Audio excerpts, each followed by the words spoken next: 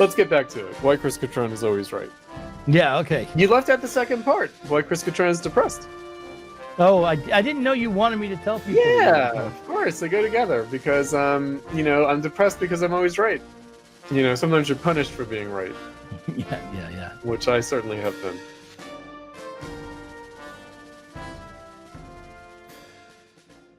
All right. Well, welcome to the CutroneZone again. I'm excited to record this podcast because it will give me an opportunity to geek out on philosophy, return to my roots, maybe a little bit for the first half. With me today, I'm Douglas Lane, author, editor of Sublation Magazine. You all know the drill. With me, as always, the last Marxist, resident genius, track coach extraordinaire, professional contrarian, et cetera, chief pedagogue. Drill sergeant.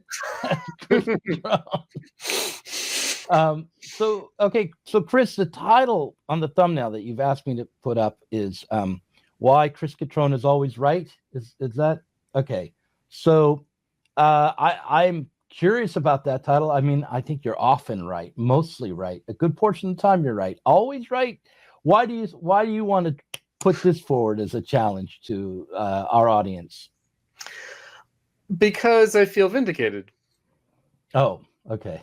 Because I feel vindicated. And, and I do think, looking back on, some years now, maybe we'll talk about this in the second half. I certainly feel vindicated around Trump, but I feel generally vindicated. And there is a relationship between my Marxism and my perspective on Trump. So we're going to talk in the first half about my Marxism and how I feel vindicated in that respect. But it's not some kind of like methodological trick that I have that guarantees that I'm always right or something. It's not that. It isn't that. It's more, and this is what I want to really reflect on with you in both halves today, is the difficulty of communicating intuitive intelligence. And something that you and I have in common is art background. Right. Meaning we are artists. We're writers. We're creators. Right. You're a literary writer. I'm also a literary writer and a visual artist. You're also a visual artist. Yeah. Right. And so the artistic sensibility, we might say, of, judging without a concept. Kant, judging without a concept. Speculative reason. Right. And intuitive judgments.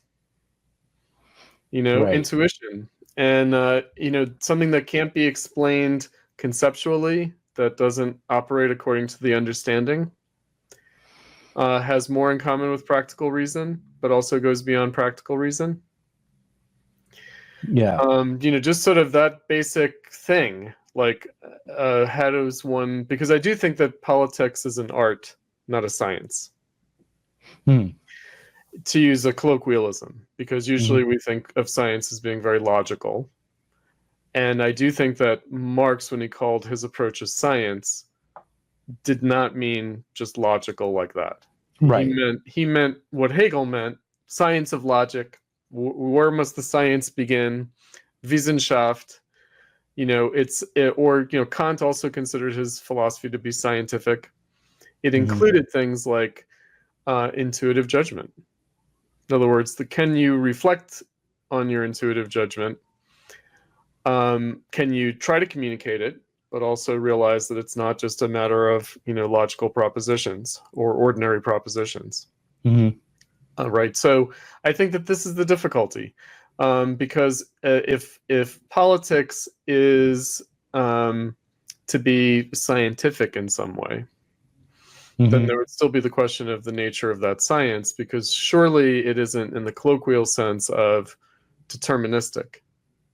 Right. I'm reminded, recently, like over the weekend, we did the most recent Expansive Realist Writers Workshop, which is a mouthful, but I may have to come up with another name. But we read the Surrealist Manifesto. And I had read it before, but when I read it before, I was in my 20s. I don't know exactly how old I was, but and all I got was an impression of it when I read it the first time. Of course. Reading it again, I was able to read it more thoroughly, really give it a close reading, and I was surprised by what I took to be the echoes of the Frankfurt School Oh yeah. that I found in the Surrealist Manifesto, specifically the critique of positivism that was at the very start of the Surrealist Manifesto. And the way in which Breton was saying, you know, we've got a kind of a pseudo logic, a pseudo rationality that dominates society, and what we can't do is think through the full implications of our reality. We can't think beyond this moment. We're trapped by mere facts, and again, a positivism that we have to escape. And then he reached to Freud as someone who could help us go beyond positivism by giving us access to the unconscious and to the way in which reality does intrude upon us and creates the imagination, which is something we're being asked to suppress by positivistic, scientistic, capitalist, economistic society. So there was a lot to actually like about Oh, of course. You know, I had sent you the discussion that Ross Douthat had with the AI 2027. Yeah, I watched that. Right? One of the authors of AI 2027. And, you know, I'm always struck by how any discussion of artificial intelligence and general artificial intelligence, you know, I don't think there is or will be artificial intelligence. And the reason is that I think that what they think intelligence is very positivistic. Oh, right. Right. So one of the things that they talked about was proof that AI is intelligent because it lies. And then the question of whether it was really lying or whether it was hallucinating. Right. And that raises the question of surrealism. Right. Right. In other words, is it, you know, is it an intentional error, and what would the intentional error be? And what would it actually be motivated by? You know, is it trying to manipulate its interlocutor, or is it trying to please its interlocutor, or is it hallucinating? Right. In which case, it's not really responding to the interlocutor. Right. You know, and I just thought, okay, so first of all, there's something to be said about just the intersubjective character of intelligence means that the other is lying. Like, I thought that's something to remark upon. Like, in other words, there's something just inherently sociopathic about the whole setup, that lying is proof of intelligence. Right. Well, but there's a logic to that, though. No, I know, but it's not good. In other words, when I think of like Kant and Hegel, I would just think that they would just bristle at all of us. If you can lie, that means you have an internal understanding that you withhold, and then say something that is not in accord with your actual thoughts. That's what lying is, right? So it points to self-consciousness.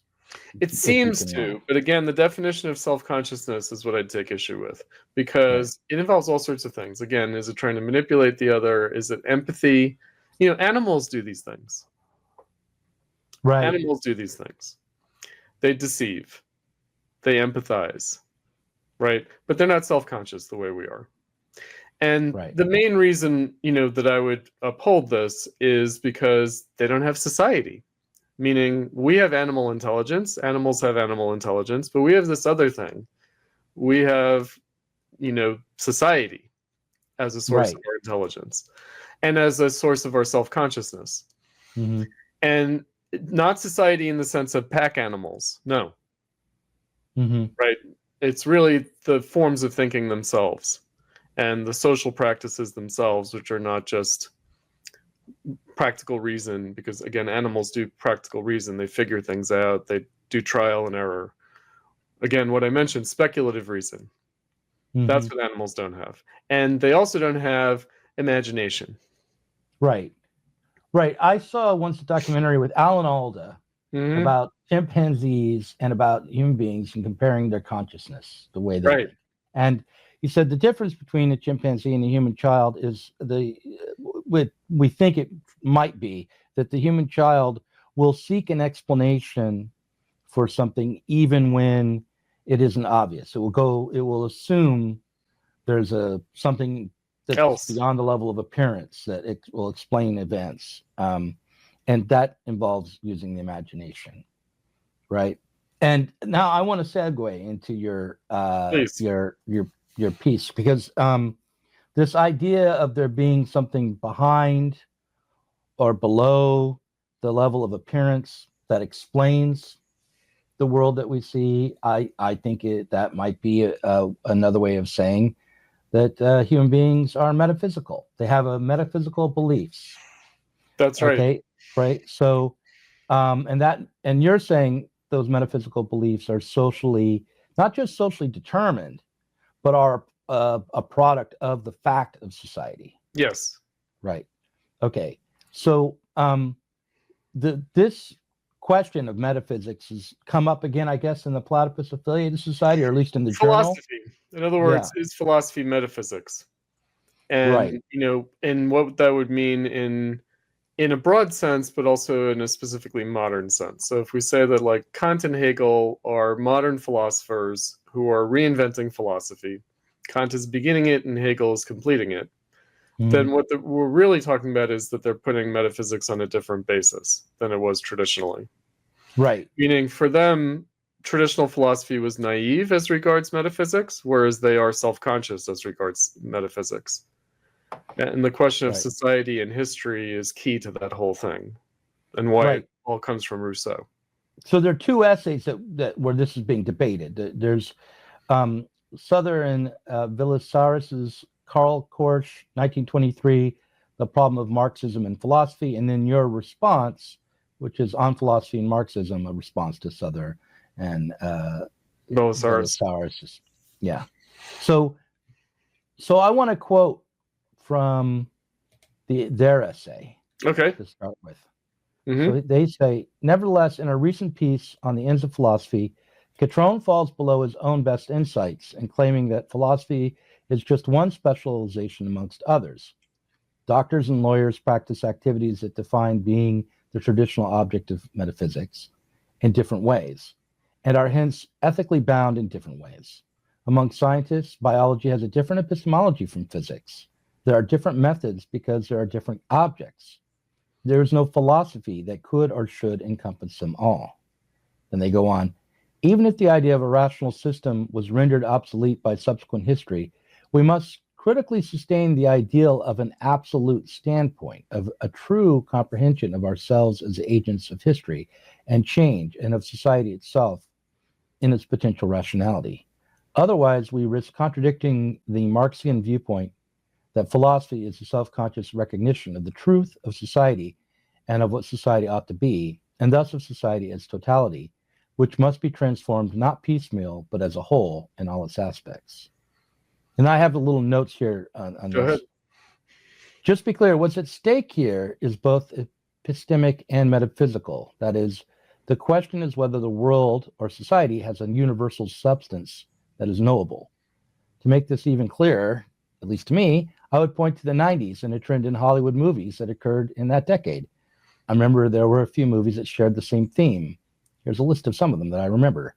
Existence, The Truman Show, Dark City, The 11th Floor, and The Matrix. Yep. In these films, the protagonists are put in a situation wherein their world, their society, starts to fall apart or is exposed to be only an appearance. The protagonists then set out to discover what's really going on. In The Truman Show, the protagonist discovers he's on a TV show about his life. In The Matrix, the protagonist discovers he's living in a virtual reality constructed by artificial intelligences while his body wastes away in an artificial womb.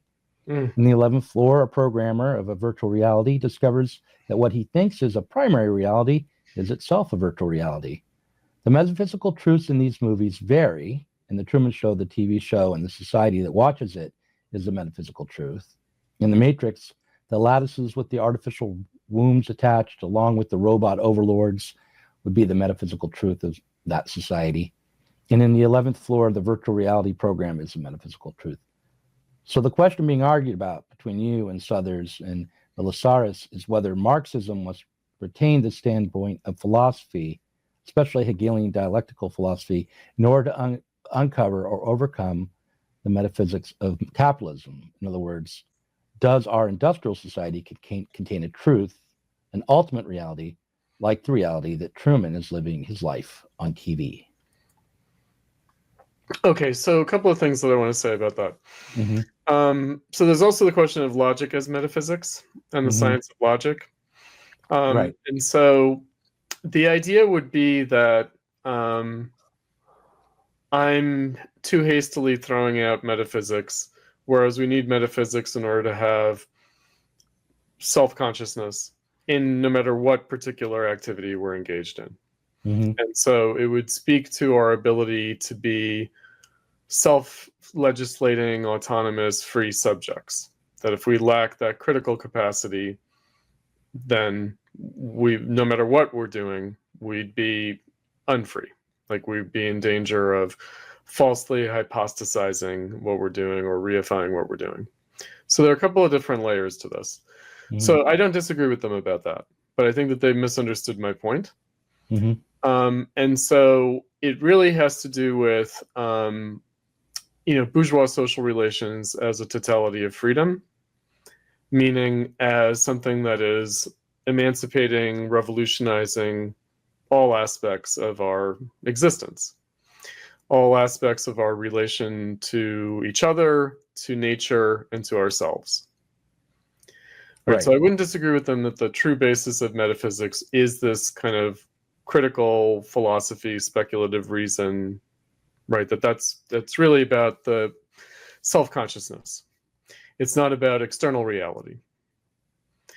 But insofar as we're engaged with external reality, it's objective, right? So it is objective spirit, objective reason, but not in the traditional sense, not in the traditional sense of substance, of ancient philosophy, and also religion, right? So the idea is that a religious cosmology is succeeded historically by a metaphysical cosmology. In other words, that there is this kind of moment of self-consciousness, moment of freedom that occurs in all classical civilizations, or most, where there is this moment of self-consciousness that's marked by philosophy distinguishing itself from theology. Right, where basically instead of God's will, it's the laws of the universe. Right. And that, in fact, so the modern era, like the very, very modern era, so the idea is that Kant and Hegel are coming at the end of a long process of philosophy emancipating itself from theology and really coming to a culmination with bourgeois freedom. And of course, Marx famously said that Hegel's metaphysics is a metaphysics of labor, and that therefore the metaphysics of self-consciousness is a self-consciousness of labor. Right. And so my point is simply to say, okay, so it's not like there is this totality, it's rather a totalizing process, and it goes from a totalizing process of emancipation to being a totalizing process of domination by capital, which is a self-contradiction of that totalizing process of freedom. And so the metaphysics of labor is simultaneously a metaphysics of freedom and domination in capitalism. And that gives it a different character. It means that we're apt to mistake that metaphysics of labor for a more traditional substance. To ontologize labor. So to go back to, I hate to do this, but it does actually help me think. I'm like steeped in Philip K. Dick and sci-fi and all that kind of stuff.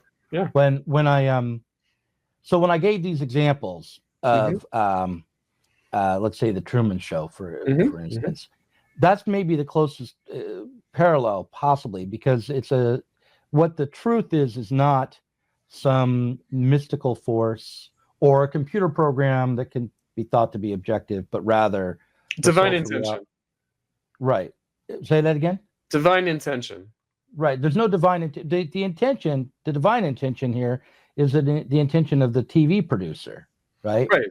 So there's a social or something. Right. Mm-hmm. Yeah. There's a social reality that he has to discover, and there's a logic to his life that he doesn't understand normally, but he comes to understand through the movie that he's, he's what he's doing, what he's being led to do is all a matter of ratings, so but at the same time, that's not that's only an imperfect analogy. Yeah. Right. Because it's not like we can say within capitalism and industrial capitalism, oh, well, I think that would be like parallel to saying, oh, it's just all about profit, or it's all about money. Yeah.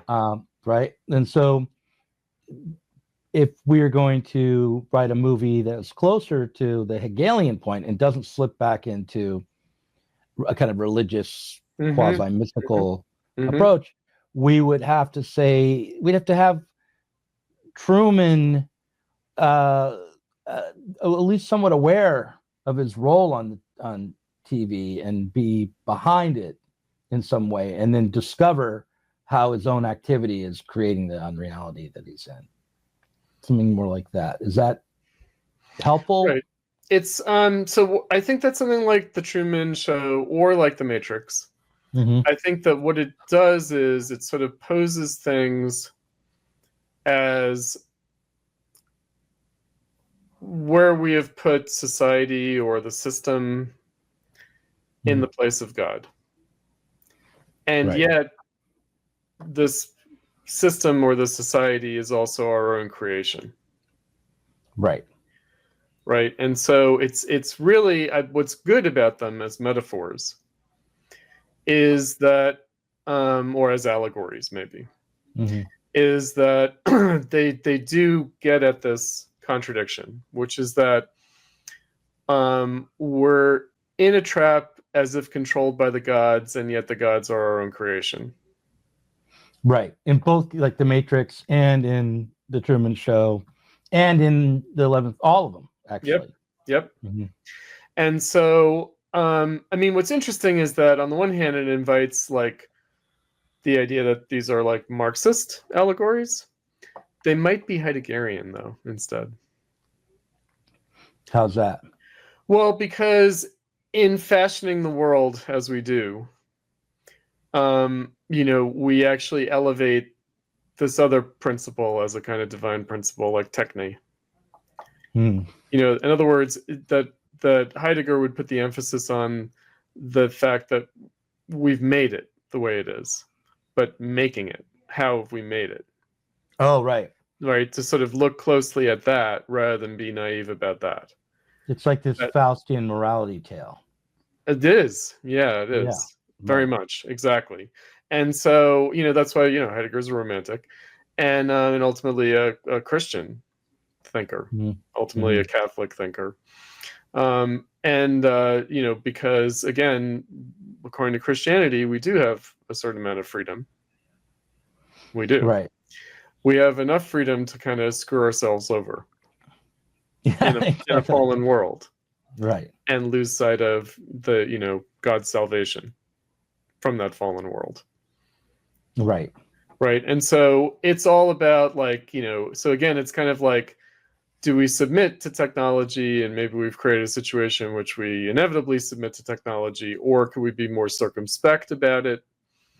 Could we have more respect for this, process rather than just rushing headlong into it? Right. So I think that's, and I do think, there are two ways that philosophy after Marxism returns: Heidegger and analytic philosophy. Right. We could say ontology and epistemology. Put it that way, right? That these are disintegrated, and that's why you have these two different things that are both philosophy, but that don't even seem to speak to each other anymore. Right. And that analytic philosophy is very deliberately anti-Hegelian. Mm-hmm. Whereas Heideggerianism wrestles with Hegel. Mm-hmm. Right. In other words, doesn't just reject Hegel, but wrestles with Hegel. And then there seems to be a parallel between that wrestling with Hegel as opposed to dismissing of Hegel and Marx's wrestling with Hegel. Right. Right. So it seems like Marx and Marxism have more in common with Heidegger than they do with analytic philosophy. Right. I think that's, I don't think that's just a seeming. Yeah. I mean, in the world, it's the Heideggerians who really debased Marx more than it is the analytics have had their go as well. G.A. Cohen. I mean, we know Right, Ben right. Burgess, likes his G.A. Cohen. Mm-hmm. I mean, there are all sorts of things, So I found myself in my recent revisiting of this question, just thinking about how Kant and Hegel dispute Aristotle on causality. Mm-hmm. And that's profound. Right. Right? That's profound. And so, again, it's kind of like, what do we even mean by philosophy? And how seriously are the younger people, because I'm a teacher, I want Mm-hmm. young people to confront the fact that it's not all one thing. It's not like Plato, Aristotle, Descartes, Spinoza, Kant, Hegel, Marx, Heidegger. Mm-hmm. It's not one thing. It Well, really isn't. when I was taught philosophy, I didn't think of it as all one thing, but I did think of it as continuity, that there were questions that arose that generally could be broken down into categories like epistemology and ontology and ethics and aesthetics, and that logic and real logic and ontology and metaphysics have always been combined in my head. I know that there's a distinction, but it seems rarefied. But in any case, it always struck me that the true core of philosophy was these two problems of epistemology and metaphysics or ontology. That everything being else, and knowing. Yeah. Being and knowing. What is it to be? And how can we know?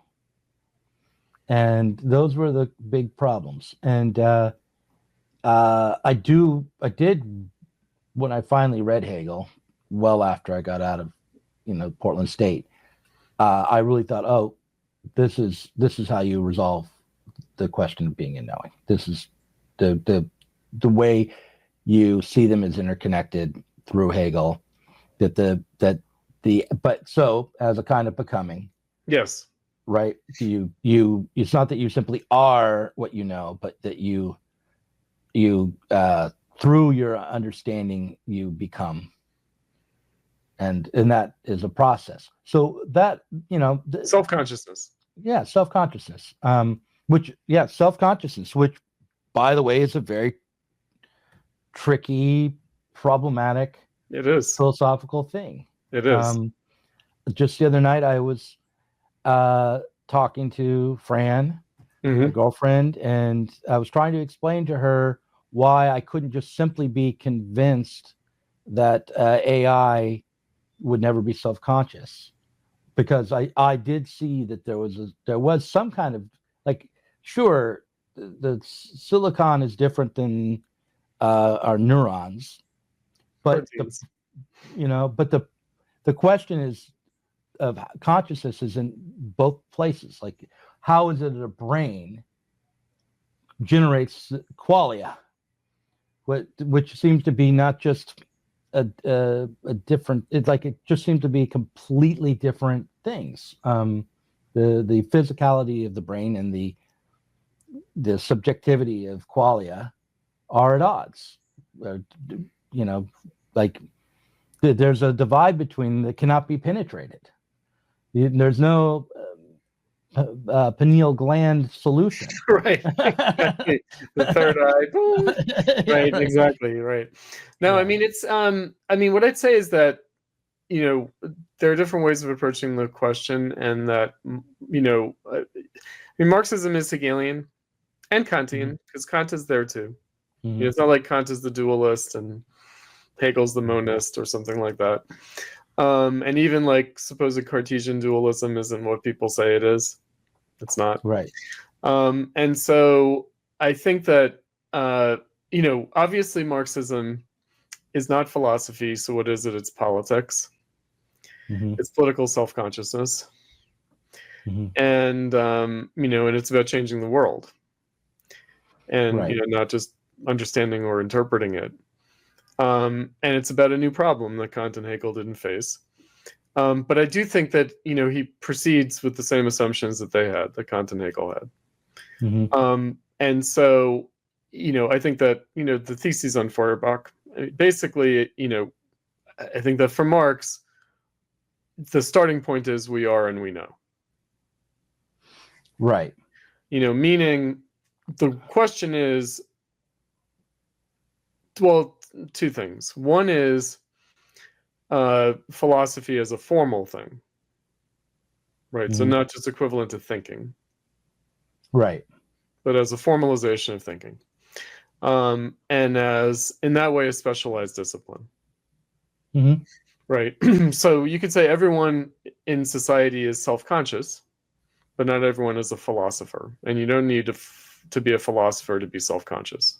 I mean, it's really obvious if you've ever tried, if you've been a philosophy major and hung out with your friend at the bar and tried to explain to them, as I have done, what the problem of perception is, and they, encountered their common sense, which is probably actually in advance of your problem in a way. It's very difficult to get, I had trouble getting Fran to understand my difficulty because she hadn't read Descartes or hadn't read Descartes in 20 years or so. But so, yeah, it's a specialized kind of rarefied way of thinking about reflecting. Yeah. And world. We might, need it for certain things. But generally, I mean, I always like to say, Kant thought that he was just trying to explain, analyze, take apart and reconstruct common sense. Right.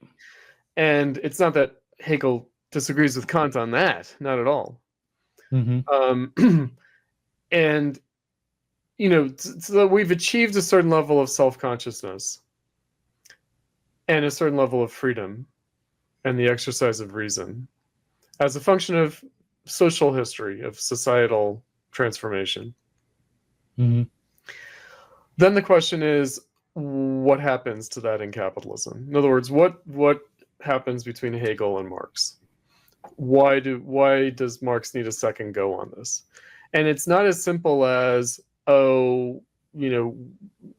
Hegel is self-consciousness, but kind of inverted, and so you just have to put Hegel back on his feet. I saw some meme where it turns Hegel into like upside down, like that Marx puts Hegel upside down, and it's like, no, he puts him right side up. And so the question is, wasn't Hegel already right side up? He was. So the inverted reality is not Hegelian philosophy. The inverted reality is capitalism, which then turns Hegel into an inverted reality. It's the way in which we objectify our own becoming, and it gets away from us. Yeah, right? Alienation, reification. And so, there is an idea that Hegel has that society has become philosophical, that the world has become philosophical, and philosophy has become worldly. And that in that respect, everyone's a philosopher, even if everyone's not a specialized philosopher, in the same way that everyone's an artist without everyone actually being a specialized artist. Right.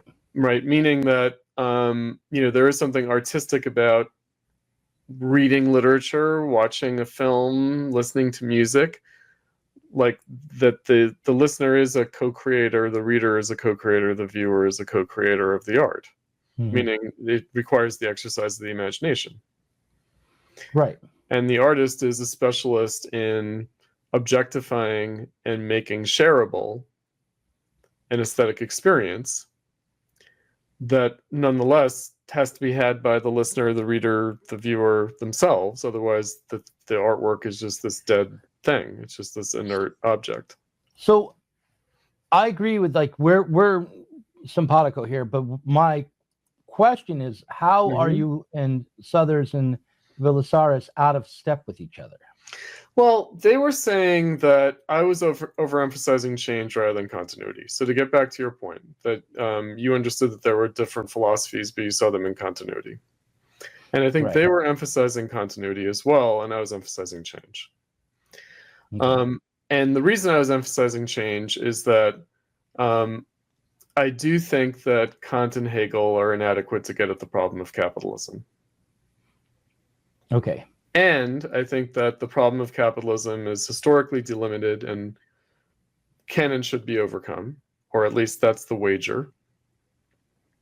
And that therefore overcoming capitalism will be overcoming, first of all, the need for Marxism, but also overcoming the need for philosophy the way we have returned to a need for philosophy in capitalism, that Kant and Hegel thought they had realized that need, but also overcome that need. It's hard to give that up. Isn't it? Yeah. You know, what comes to mind is religion is the opiate of the masses.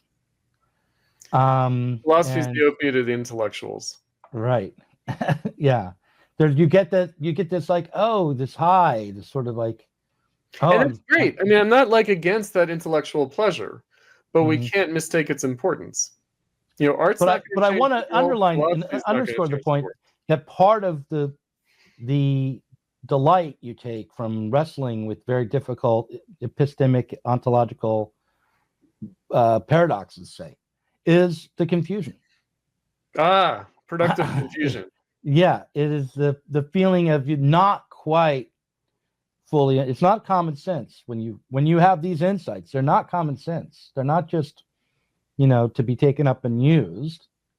They have to be tweaked and twiddled and footnoted and written up again. And you know, I mean, it's just, well, maybe not just that kind of academicism, but play. In other words, there's a joy in play that comes from philosophy.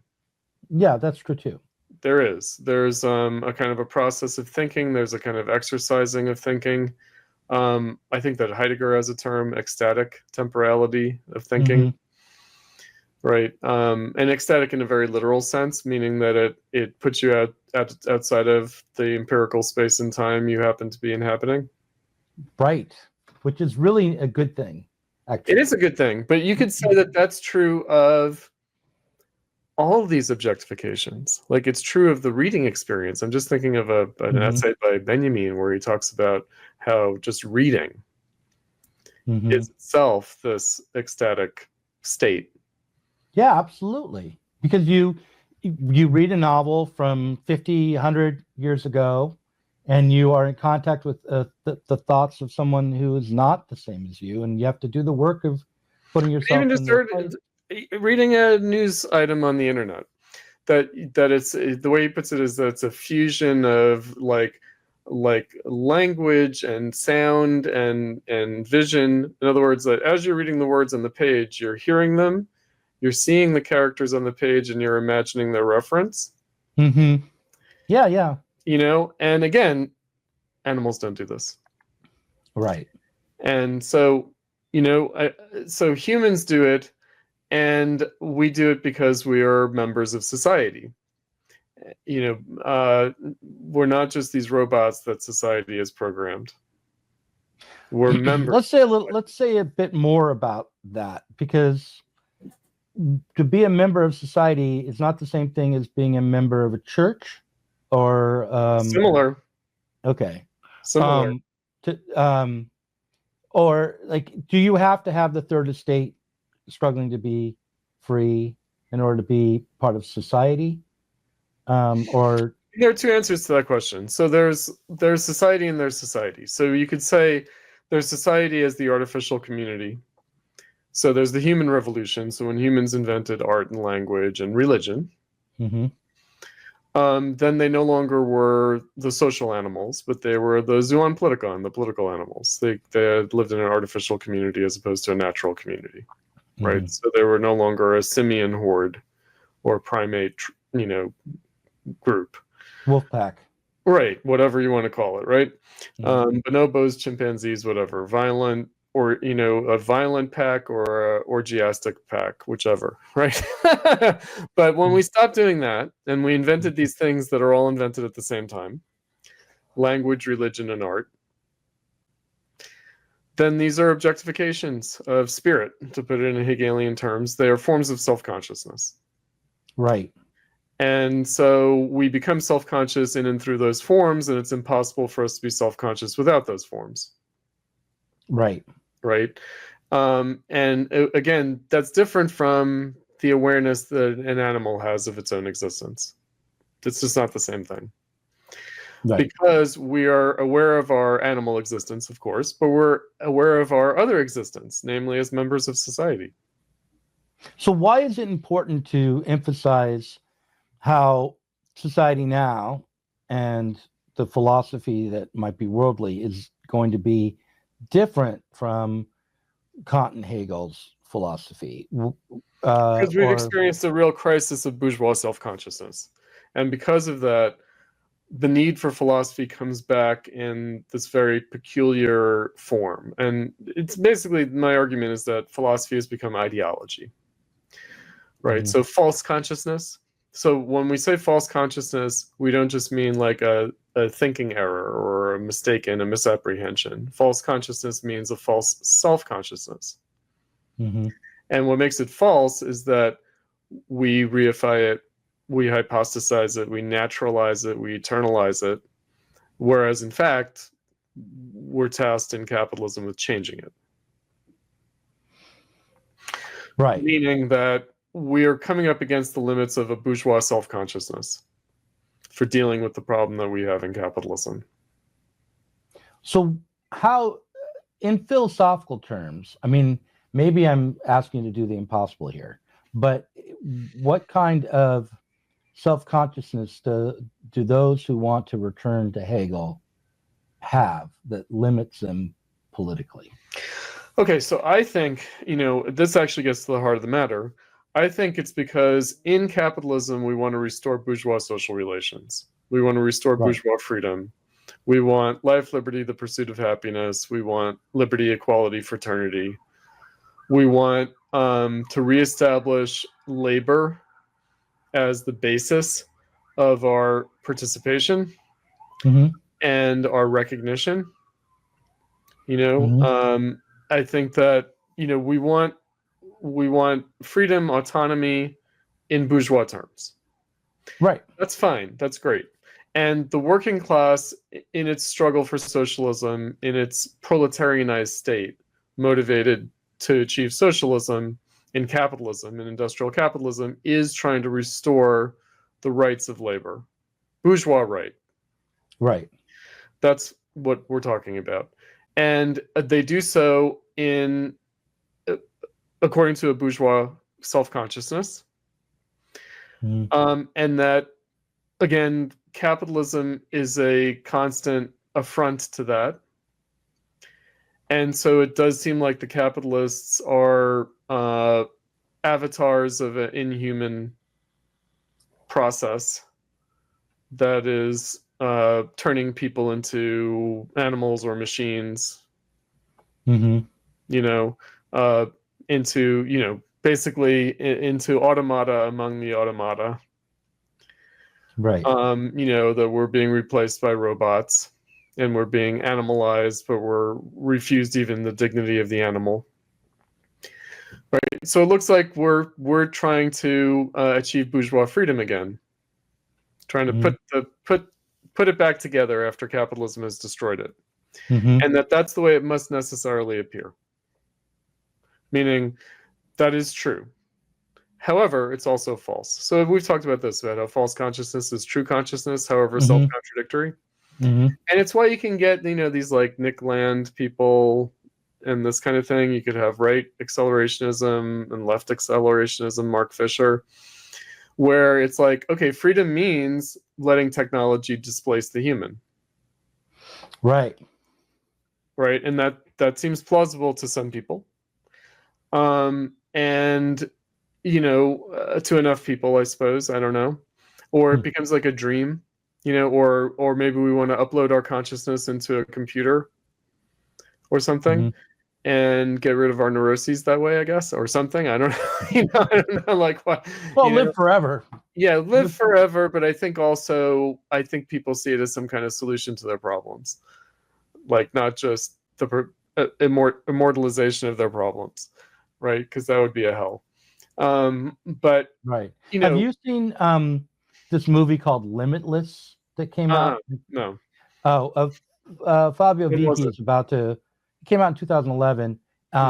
It's old now, but Vicky is about to write a piece about it, thinking that it's a metaphor for financial capital. But I think it's a metaphor for AI or uploading our consciousness onto the. Finance. Well, what it is let me tell you what the plot is real briefly. You take a pill, and here's the conceit. You know how we only use 10% of our brain? Oh, yeah. True. This pill will give you capacity to use all of your brain. And so this guy who's a writer and really struggling and can't finish his book, and his girlfriend leaves him and all that, takes the pill, finishes the book in 4 days, becomes a hedge fund guy, ends up a senator, and but there's all sorts of shenanigans, and it's a thriller. So like the Russian mafia is after him, et cetera, et cetera. Right. But as long as he keeps taking this pill, which I think I have heard about this. Yeah. I don't know if I've seen it though. He can just conquer anything. He's super smart. He knows everything that's going to happen before it happens. He can figure people out. He's super charming, et cetera, et cetera. And that's the wish. That's the desire. That's the wish. No, I mean, so this is something that we'll talk about more in the second half. But I think that prediction as a measure of like scientific truth is also a misapprehension. And certainly a misapprehension when brought into the realm of politics. Meaning, is Marxism scientific because of its predictive power, and then we're constantly predicting the next depression, recession, or terminal crisis, or World War III, or whatever, right? And that's going to prove us right. No, that can't be what it's about. No. We don't want there to be World War III. If we predict it and we're right, then we've lost. Yes. Well, you know what I mean, though. Like, I do know what you mean, but or the next economic crisis. Right. Even. Right. Right. Where we're all going to be, economically devastated. Right. So it's, I mean, look, there's also the question of, does science tell us what we can't do? Our lack of freedom. Does it tell us our natural limits and help us accommodate ourselves to that? Right. Again, obviously philosophy. I mean, what I was going to say also about the human revolution and the origins of metaphysics and philosophy and self-consciousness and all this stuff. No, the proper question for philosophy is freedom. I mean, this is what Kant and Hegel agree on. And it's also what Marx agrees on. So this is the other thing that people don't understand. They want Marxism to be scientific in the sense of consoling them in their unfreedom. No, freedom is painful. And so what they do is they dismiss, Kant and Hegel are idealists. And, freedom is an idealist abstraction. It's like, but that's the only thing that we really need to be self-conscious about, is about our freedom. If we just are figuring out how to be good ants in an anthill, or hamsters in a maze, and just adjust ourselves to that, no. So now I have Nietzsche on my mind for some reason. That philosophy comes from religion, dangerously so, and so the maybe a tripartite division between art, science, and philosophy. And so Nietzsche had a lot of respect for art, and he had a lot of respect for science. He didn't have much respect for philosophy. And he kind of reduced it to psychology. Right. And as a peculiar kind of will to power. Right. So, meaning a certain will to self-mastery that is expressed by philosophy, but potentially in a self-deceiving way. In a way that art and science are freer of that problem. They are themselves also exercises of the will to power, but maybe more self-aware of it, whereas philosophy is not as self-aware of it. Right. So there's that problem. But what about that relation between art, science, and philosophy? Well, certainly Kant and Hegel didn't think of them as being counterposed the way Nietzsche did.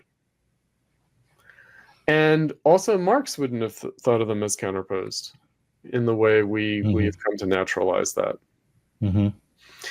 And so if they've come apart, and if they are opposed, and if even the history of philosophy is about that opposition in many ways, we think of philosophers being tortured and killed for heresy. We think of scientists being tortured and killed for heresy. We think of artists being tortured and killed for heresy, right? So nonetheless, there was this idea that freedom meant the emancipation of these different domains. And that leaves the question of philosophy. In other words, is philosophy over art and over science? Right? Because that would be the potential hubris of the philosopher. I believe it. That's why I studied philosophy, is because I believe that shit. But right. It's a problem though, right? Because I do think, well, no, it's not like that. And in that way, again, especially if we think that, like, I don't know, all of Kant's philosophy is in the First Critique, or all of Hegel is in the Science of Logic, right? No. Right. And that's what I was taking issue with Theo and Jensen, with Theo Velissaris and Jensen Suther. I was basically saying, look, we need a more open view about these things, freer view of these things, and we need to think beyond the way we experience these things now. Meaning, will there be a need for art in the future? Perhaps, but not in the way that we need it now to be self-conscious. Meaning, there is something inauthentic, we might say, about kitsch. Right. We need modernism, we need avant-gardism, we do, to be self-conscious in this capitalist society. And so it won't do to just say, oh, well, look, this seems like a total involution and breakdown in comparison to the old masters. Because if you try to do the old masters now, it's kitsch. Right. Right. So we do need art now in a critical sense of self-consciousness in capitalism. And this is the Marxist wager, by the way. All this is predicated on a Marxist view that capitalism is delimited and can be overcome. Right. If it's not delimited and it can't be overcome, then forget all this. Right. But assuming that. But you can make a philosophical economic argument that says it can demonstrate that capitalism is can be overcome, that it is historically delimited. Delimited, yeah. I mean, you can, but then that raises all sorts of questions, So Jensen was, doing the usual thing, which is that he was pointing to the dialectic of enlightenment and saying, oh, but look, Horkheimer and Adorno are saying that capitalism goes back to the principle of organic life itself, eating and being eaten. And what does that mean? And, the critique of instrumental reason extends to reason itself. And, my point is, well, that might, if we never overcome capitalism, then that will be the case. Right. And that's what their point was, too. But they were saying that this is sort of, sub-Hegelian or something, right? And again, my point would be, but what if we do experience capitalism as sub-Hegelian, sub-bourgeois? sub-Christian, even. Mm-hmm. Does that mean that the way we get back to freedom is by restoring Hegel? Right? Or, for that matter, restoring Christianity? Right. Well, look, there's a Right? real problem. The other day during the no, I think it was just yesterday, during the after party, after I talked to Studebaker, I raised the issue as to do we need to create a different culture for the left? Right. It was my way of justifying the expansive realist turn, trying to introduce a more supple way of approaching reality and one another, less harsh and less rigid approach to one another, one that doesn't presume that you have an answer before you begin, but but also does allow you to know things. Experimental and experiential. Yes. Yeah. And do we need to create this culture as a culture on the left? Do we need to aim not just to produce works that some few might admire or whatever, but actually to take up a position in the culture where this approach becomes more dominant? This approach is recognized. We certainly need to encourage and defend that ethos. Yeah, right. Although that can appear quixotic too. We have to kind of just do it. Right. And I mean, that kind of brings me around to my point that we started with, why I'm always right. But no, intuitive reasoning. Right. And, this is something that we can talk about more in the second half. But I was thinking about, like, speaking of realism, I was thinking about my failed trifecta of articles for Compact: Greenland, Gaza, and tariffs. And but also what I wrote for Sublation last year, The Alternative to Genocide. Right. Which is also part of a different trifecta. I wrote something for Platypus, Israel, Palestine, the left, and then I wrote something for Compact, Mara, Gaza.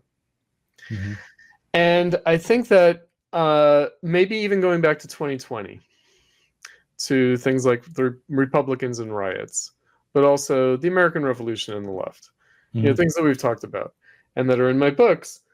Have I been trolling, Doug?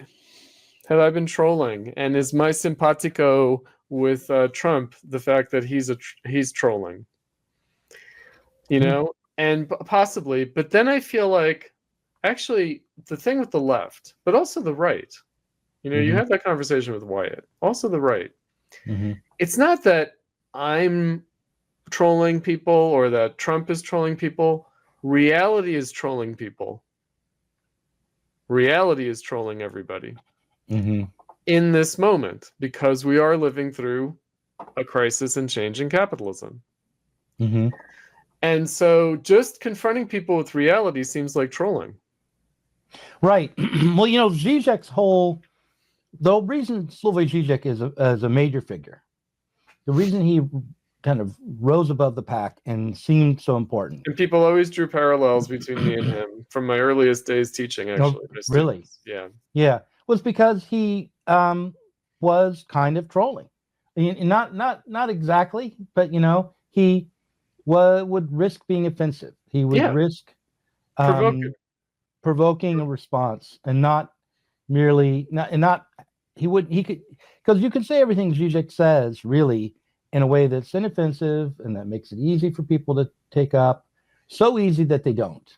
Right. That they don't. Oh, you mean his basic points? Yeah, whatever. So the way he puts them. Yeah, it's the way he puts them. It's his approach to intervening. The fact that he's funny and sometimes a little gross, and just the fact that it's Slavoj Žižek, this person, and his sensibility that is what's made him famous and revered. And it's not so much his Heideggerian Lacanian interpretation of Hegel. No. Ultimately, although there are things to find interesting about all that too. But we're But- living in a time when everyone's turned against Zizek. Yeah, including Zizek. Perhaps, yeah, in some certain ways. But I think of like Daniel Tutt. That there really? is this kind of that this is what the attraction to Lasordo, and like someone like Gabriel Rockhill, like Zizek is the thing that they're rejecting, exactly that thing. Wow. And they're rejecting Frankfurt School critical theory and French theory because it seems like Zizek exemplifies both, and that this is the essence of compatible leftism. That it's just this kind of pessimistic, like ornament on capitalism, the court jester, etc. Right? And so they're really rejecting all of it, and in favor of, like Lasordo has a reading of Hegel that's very pro-Hegel, actually. In a particular way, like it's a kind of like an old style Marxist Hegel. And I feel like, but that's the Stalinist Hegel, and that's the right Hegelian Hegel of Stalinism, and it leaves aside the left Hegelian, which one would associate, which would be Marx. It leaves aside Marx. Which would be Marx, but no, instead it's like laid on the Frankfurt School and on like the early Lukács as opposed to the late Lukács, like all these things that are in the ether now, right? Why should we, because I think people do want to do the late Lukács, not the early Lukács, right? So the exact opposite of where I'm coming from. I don't understand. I don't understand the intellectual reasons for that. I don't. There's the different. I mean, or the political reasons. Maybe I understand the political reasons, but they're not good. But the appeal, though, the appeal of the political reasons, meaning we don't like it, but then why would anyone like it? Well, maybe there's a reason for them to like it. And I think it is getting away from speculative reason. I think it is getting away from, what we're talking about. And so, again, the question of like reality and the trolling nature of reality is, like maybe where we started about like cutting through false appearances and getting to the true essence of things. That's traditional philosophy. That's not Kant and Hegel. That's not Marx, actually. Right. And Marx can be misread as that, as, the material basis for things, but also at Kant and Hegel, like that we have to work through appearances and that the appearances are misrecognitions. And that, again, from Hegel's perspective, the misrecognition is retrospective, meaning that we can see how people misrecognize their freedom and their struggle for freedom. And then after that struggle is over, then post festum, we can now recognize what they were struggling for in a way that they themselves could not recognize. Right. Whereas Marx, the problem is, how do we recognize what we're struggling for right now, and not as some later people will look back and recognize what we were. Yeah, because and maybe this is too obvious, but for Hegel, when you were finished struggling for freedom, you achieved it. Yes. Where for Marx, when you finished struggling for freedom, you ended up behind where you were when you started. In capitalism, that's right. Under capitalism. In capitalism, right. Yeah. And that's not to discount that bourgeois freedom was really freedom and that we actually still have that freedom. But it is to recognize, and the way that I put it is every recognition is a misrecognition, but every misrecognition is a recognition. Right. Meaning for Hegel, Christianity might have been a misrecognition, but it was a recognition. Whereas for Marx, bourgeois political economy is a recognition, but it's a misrecognition. Okay, I have two thoughts I want to raise before we wrap this up. Let's see if I can, which order I'm going to do it in. I'm going to start with remaining with Zizek, actually. Okay. And say what made Zizek so important beyond just his personality and his contrariness and his trollishness was that he was a thinker of totality. Even if he was influenced by Heidegger, he would emphasize again and again that you can't think of, for instance, terrorism in the Middle East as apart from the European Right. neoliberalism, right? You had to see them as interconnected and One self-supporting. zeitgeist. Right. And it seems to me that to reject Zizek, the primary reason to do that is to reject that notion. You want to be able to say, oh, no, I'm siding with the Palestinians Against the West. and against the West or against Israel. And I'm not, there's no totality there. There's sides, and one is dominating the other. And if that one if you could get rid of that one, then everything would be fine. It's, I think, was what possibly, or they might just think that it's the moment, like that one has to take one side in the moment, and then of course there'll be some further struggle after that. I mean, I don't want to. Yeah, okay, fair enough, right? Them, No, I know they'll say that. They'll say that part maybe, but ultimately, though, without thinking through the totality, how can you possibly take up a struggle after taking? They're not entirely comfortable with, in other words, they're fine with talking about the ideology of the capitalists or the imperialists, but they're not so happy talking about the ideology or false consciousness of the Palestinians or of the workers. Right. They're less comfortable with that, and so whereas I always like to point out the whole point of Marx's critique of political economy, of bourgeois political economy, is that it was the consciousness of the workers, meaning it was not the consciousness of the capitalists. The capitalists didn't believe in the labor theory of value. The workers did. Right. Yeah. So, you know what I mean? Like, I feel like the whole problem of ideology is that of the proletariat. Like, it's not the bourgeoisie. The bourgeoisie, it doesn't even have ideology. Right. Right. Like Trump. Right.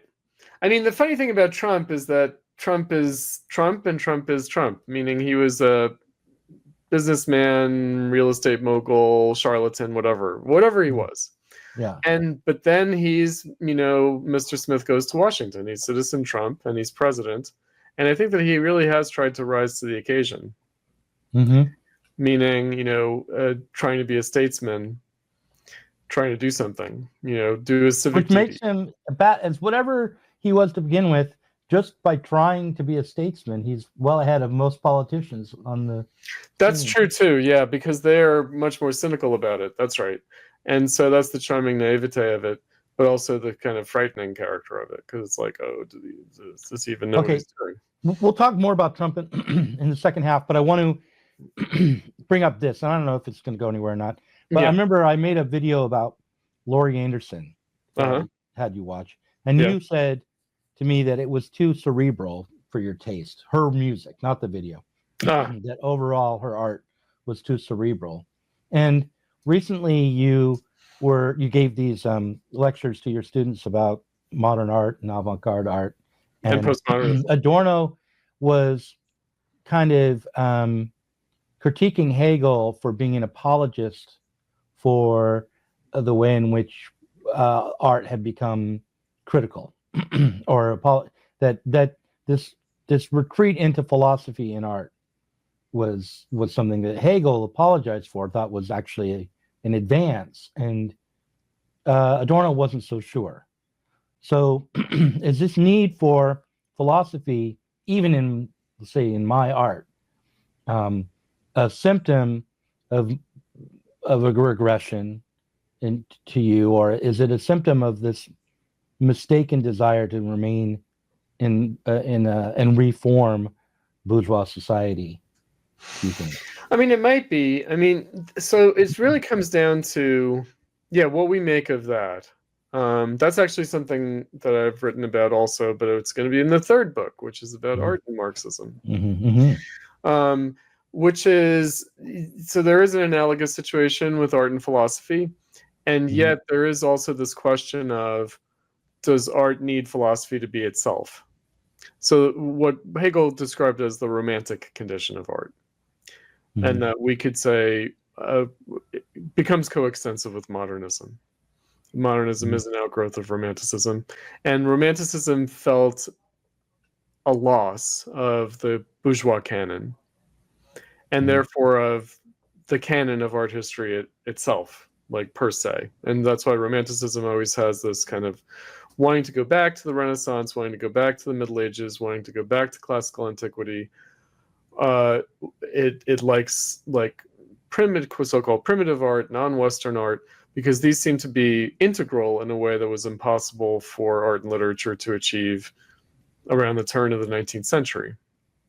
Mm-hmm. You know, that there was a kind of a crisis of classicism and of bourgeois humanism, you know, that could sort of appreciate everything. You know, Mm-hmm. appreciate all the art of all the cultures of all the civilizations of the world throughout all of history. That there seemed to be an inability to be in fluent contact with that history and that canon. And so instead, art starts to, with Romanticism, become about the impossibility of making art. Right. I want to show you something. Hold on one second. See if I can find it.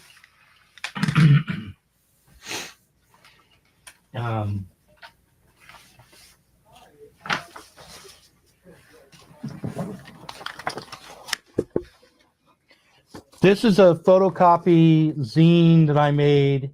It's in 1993. And if you see, it's art versus living. Yep. And it's all about how we should attempt to transform our everyday lives into works of art. And and this is the desire. Yeah. Or I think that Hegel talks about it as romantic irony. Mm-hmm. And the way he puts it is that to become ironical about art would make you ironical about life.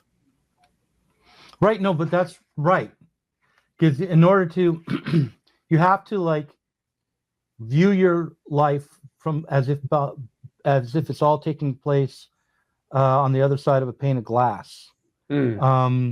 To get some distance from it, to analyze it as it's happening. That's the pathos of the situation that we're in. And yet, there is still this ecstatic moment of art that we were talking about earlier. Right. There is still. No, and if you don't do that, you can't appreciate it. Right. If you don't put it behind glass, if you don't get some distance, if you don't analyze it and critique it even as it's happening, you'll miss it. And it won't, and you also won't be able to direct it. You won't be able to take hold of it. That's Hegel's point. That certainly is Hegel's point. And then the question is, you know, is that a permanent end state, or is that a problem that we can attribute to a crisis? I mean, there is this question of whether, I mean, I think the lecture that I posted recently, I think that it did come back to the aesthetic theory. It was my survey class. You know, we ended with a snippet of Adorno's aesthetic theory, where he says, you know, if art were to be merely positive, then we would suspect that reality was still negative. Mm-hmm. And yet we don't want to just say that it will be modernism forever. Mm-hmm. And he says, you know, compared to both of those possible outcomes, we might hope that art disappears altogether. And yet we also don't want that. No. Right? And that's where, you know, again, the play of the imagination, freedom. Right. And, you know, whether play was liberated in bourgeois society through art, but we can still see play in everything in the religious art of the past. It isn't as obvious, it isn't a value in and of itself, but it's still clearly there. Right? So again, this is where I think that there's a lot of a kind of asceticism now, like a kind of discomfort, a kind of, and that also, you know, this is what Adorno was talking about as well, about how modernism involved a kind of self-imposed curtailment of freedom. That artists recoiled from freedom and established these very elaborate rules to impose on their own work as a precondition for it being art at all. Art. Yeah. Mhm. But that still suggests, like, because it's autonomous, it's self-imposed. Right. But it does seem to leave aside, or at least strictly limit, the realm of play. Right? And that kind of what Continental thought of as the synthetic reasoning of the imagination and aesthetic play, the play of aesthetic form. So I think that's, really, again, I think people are going to have a hard time seeing the relationship between that and politics. Right. And the struggle for socialism. However, I think that the first step that one has to recognize is that politics isn't a logical operation. Right. It's not a computer program. It's not deterministic.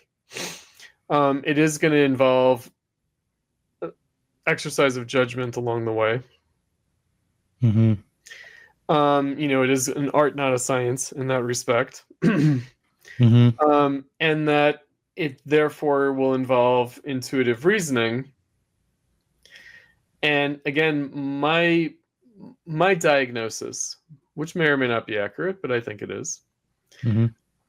is that reaching for philosophy is a way of dealing with the anxiety of that kind of more speculative, intuitive reasoning and judgment. Okay. Well, listen, why don't we leave it there? We've been talking for an hour and 15 minutes, and we'll talk about Trump in the second half.